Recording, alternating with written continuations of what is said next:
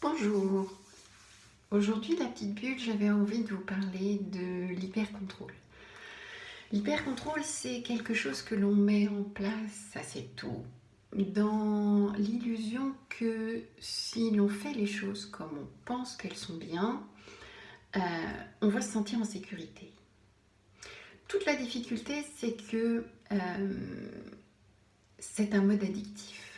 Chaque fois que l'on va vouloir maîtriser les choses, on ne va pas avoir la satisfaction de sécurité qu'on imaginait.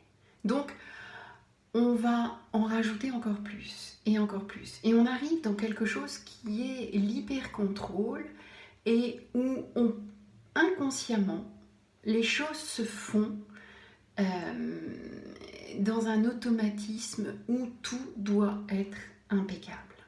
Et on pourrit la vie de notre entourage et on est pris soi-même dans cet engrenage où cet hyper-contrôle ne nous apporte pas la satisfaction qu'on voudrait, c'est-à-dire la sécurité qu'on croyait qu'elle allait nous apporter.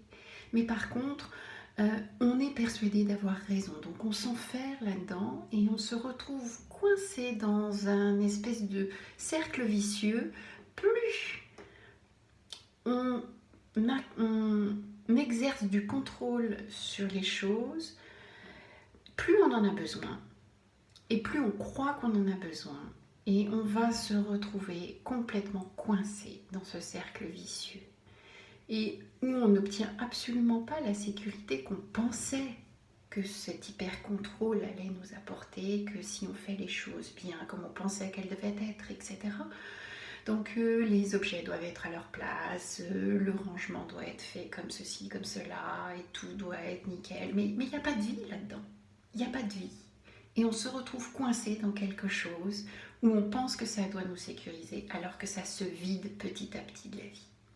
Voilà, c'était juste la petite bulle de ce matin. Bon, c'est pas très gai, mais voilà, c'est la petite humeur du matin. Passez une belle journée et puis je vous retrouve sur YouTube et sur Facebook. Merci, à bientôt!